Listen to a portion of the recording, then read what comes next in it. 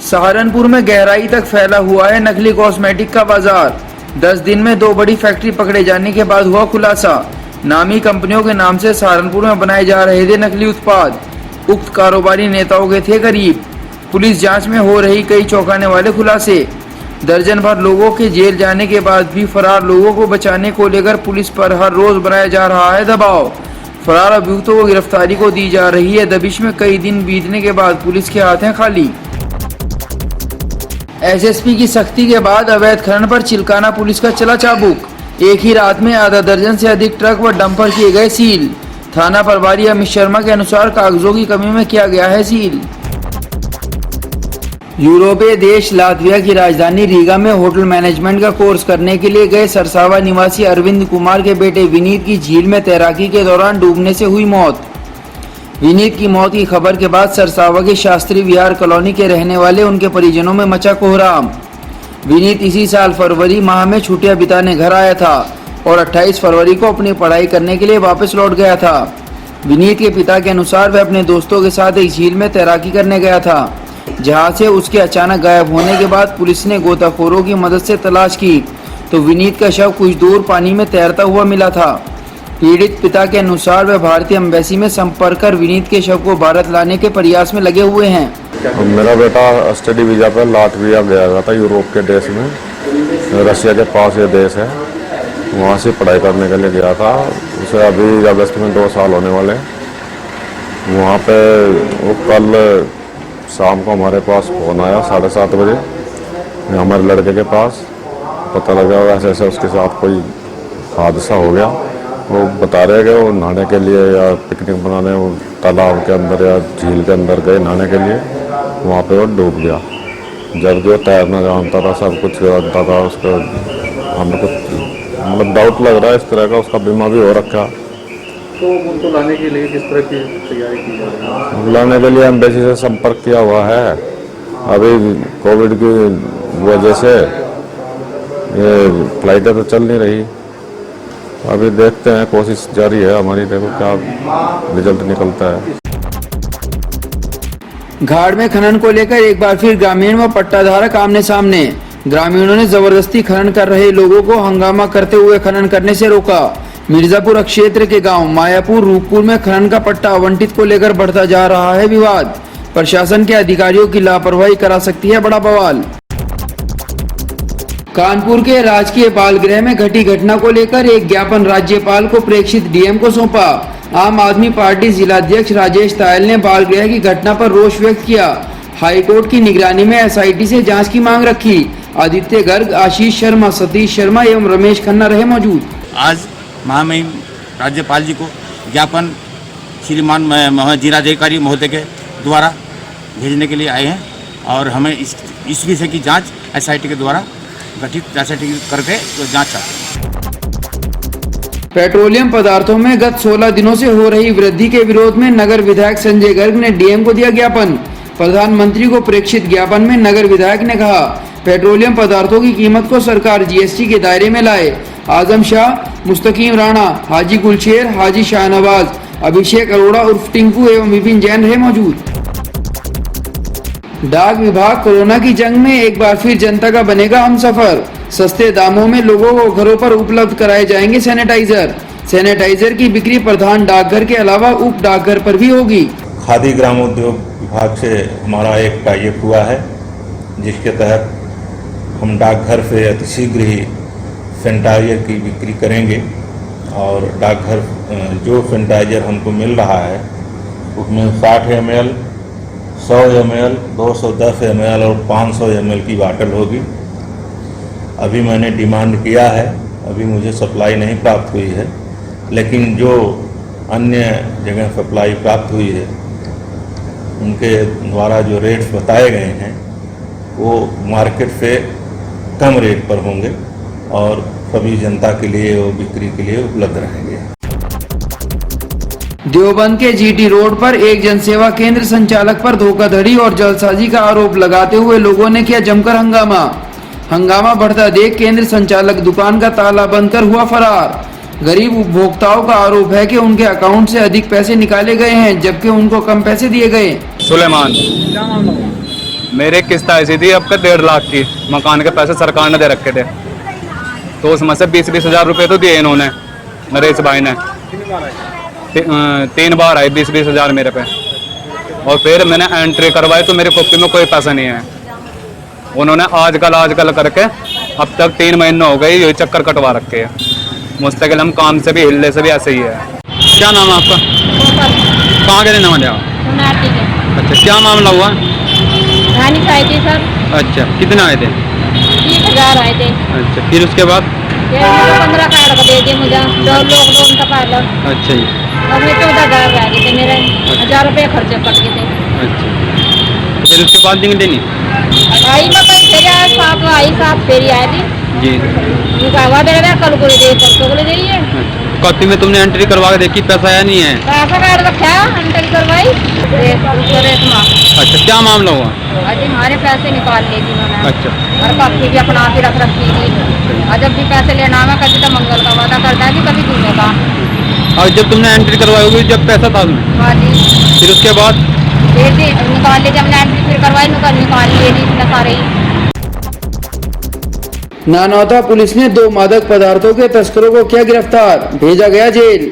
थाना प्रभारी प्रवीण कुमार के अनुसार पकड़े गए दोनों आरोपियों से काफी मात्रा में स्मैक हुई है बरामद। क्रूड ऑयल सस्ता होने के बावजूद पेट्रोल एवं डीजल के दाम बेतहाशा बढ़ने से आमजन परेशान, महंगाई बढ़ने की आशंका। डेयरी संचालक समिति के अध्यक्ष संजय वालिया ने इसके विरोध में राष्ट्रपति के नाम ज्ञापन सिटी मजिस्ट्रेट को सौंपा। कहा पेट्रोलियम पदार्थों के दाम बढ़ने से तत्काल रोके जाएं। गुफरान, आदेश त्यागी, बलदेव एवं इरफान रहे मौजूद। आज हम लोग ज्ञापन देने को इसलिए विवश हुए हैं कि लगता है कि हमारे देश की सरकार कहीं न कहीं सोने का काम कर रही है। कोविड-19 में जहां आर्थिक तंगी का दौर ज़बरदस्त चलने का काम हो रहा है, लोग भूखे मरने का काम कर रहे हैं, लेकिन समझ में नहीं आ रहा कि मोदी जी या योगी जी कहाँ सो गए हैं कि लगातार पिछले 20 दिन से 50 पैसे डीजल पे, 40 पैसे पेट्रोल पे रेट बढ़ने का लगातार काम हो रहा है, लेकिन कोई सोचने का काम नहीं कर रहा है कि इसकी मार किस पे पड़ेगी। एक आम उस आदमी पर मार पड़ने का काम होगा जो कि छोटे छोटे सामान खरीदता है। जब किराए में वृद्धि होगी तो सामानों में वृद्धि होगी। कोविड-19 के तहत कोई सोचने का काम नहीं कर रहा है। इसी क्रिया में आज डीएम साहब के माध्यम से राष्ट्रपति जी के नाम एक ज्ञापन देने का काम कर रहे हैं। महानगर को हरा भरा एवं स्वच्छ करने के उद्देश्य से 50,000 पौधों का रोपण नगर में युद्ध स्तर पर जारी है। नगर आयुक्त ज्ञानेंद्र सिंह ने वार्ड 34 में वृक्षारोपण किया। इस अवसर पर पार्षद Geeta Chauhan, Digvijay Chauhan, Sushma Bajaj, Rashmi Terence, Ashwani Terence, doctor Virendra Azam, Upvan संस्था के चेयरमैन ए रहमान मौजूद रहे। हम लोगों ने निरंतर वृक्षारोपण का अभियान चला रखा है नगर निगम ने। उसी के तहत आज मल्लीपुर रोड विनोद विहार वार्ड नंबर 34 में हम लोग आए हुए हैं। हमारी पार्षद महोदया भी यहाँ पर है और सारी हमारे और टीम के लोग हैं, मैडम है और सारी टीम यहाँ पर मौजूद है। उन सब ने ये प्रण कर रखा है कि हर दिन जहाँ कहीं भी खाली स्थान है नगर निगम का, उस जगह पर हम लोग वृक्ष लगाएंगे और पूरे शहर को, जो हमने एक नारा दिया था क्लीन और ग्रीन का और कार्बन न्यूट्रल इस शहर को बनाना है, उसके तहत हम लोग ये अभियान चला रखा है। तो पूरे शहर में हमें ग्रीनरी कवरेज बढ़ानी है, जिससे आने वाले समय में यहाँ का वातावरण और शुद्ध होगा और लोगों में इम्यूनिटी पावर बढ़ेगी, जिससे वो इस कोरोना की जंग में हम लोग जीतेंगे। तो टारगेट क्या है जी आपका नगर निगम का यहाँ पर? सरकार का जो लक्ष्य है वो तो 20,000 पौधे लगाने का है नगर निगम का, लेकिन हम लोगों ने जो लक्ष्य बनाया है 50,000 पौधे लगाने का है इस सीजन में। अपने वार्ड में किस जगह आपने वृक्षारोपण किया है?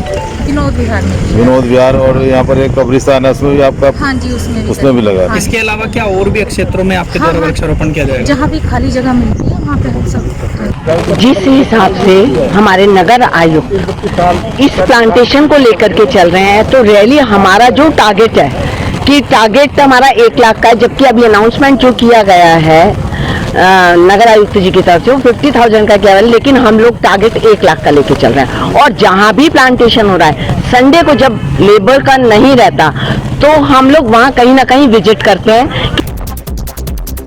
पार्षद मंसूर बदर एवं इमरान सैफी ने अपने क्षेत्रों में कराई नालों की सफाई तथा मलबे का कराया निस्तारण। सफाई के बाद क्षेत्र को किया सैनिटाइज। स्वास्थ्य अधिकारी डॉक्टर AK त्रिपाठी एवं सफाई नायक गौरव कुमार के कार्य की सराहना की गई।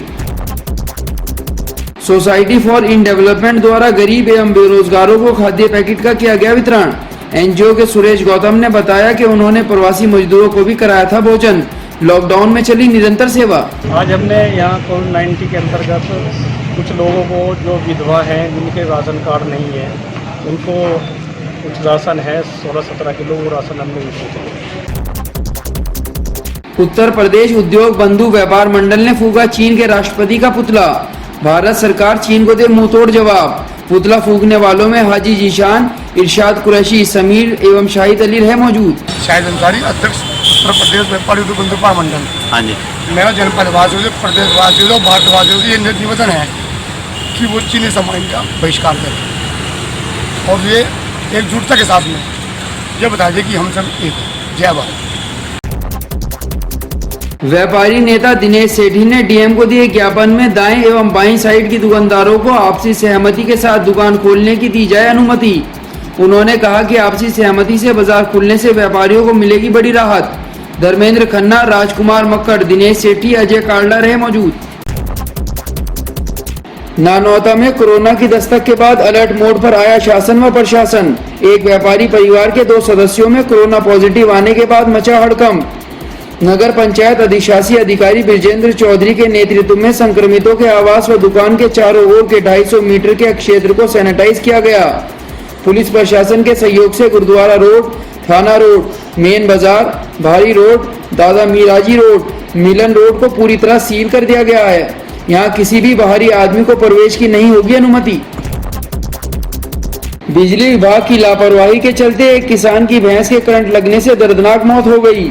मिर्जापुर के बादशाही बाग में इकराम अपनी भैंसों को चारा खिलाने के लिए खेत पर लेकर गया था। रास्ते में खड़े बिजली के पोल में दौड़ रहे करंट की चपेट में आने से एक भैंस की मौके पर मौत। विद्युत लाइन की चपेट में आने से किसान की 6 बीघा गन्ना जलकर हुई सुआह। ग्रामीणों ने कड़ी मशक्कत के बाद आग पर पाया काबू। नानौता क्षेत्रीय ग्राम खुडाना निवासी किसान राकेश के खेत के ऊपर से गुजर रही 33,000 से उठी चिंगारी बनी आग का सबब।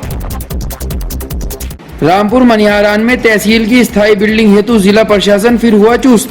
DM अखिलेश सिंह ने कस्बे में पहुंचकर अनुपयोगी पड़ी सरकारी भूमि का किया निरीक्षण। बसपा शासन काल में 13 वर्ष पूर्व घोषित की गई रामपुर मनिहारान तहसील को आज तक नहीं मिल पाई है स्थायी जगह। सहारनपुर यातायात पुलिस ने मास्क, हेलमेट एवं सीट बेल्ट का प्रयोग न करने वाले वाहन चालकों की ली खबर। चालान काटे, वहीं लापरवाही करने वालों को दी कड़ी चेतावनी। SSP S चन्नप्पा एवं SP ट्रैफिक प्रेमचंद के निर्देश में यातायात प्रभारी पवन तोमर ने चलाया चेकिंग अभियान।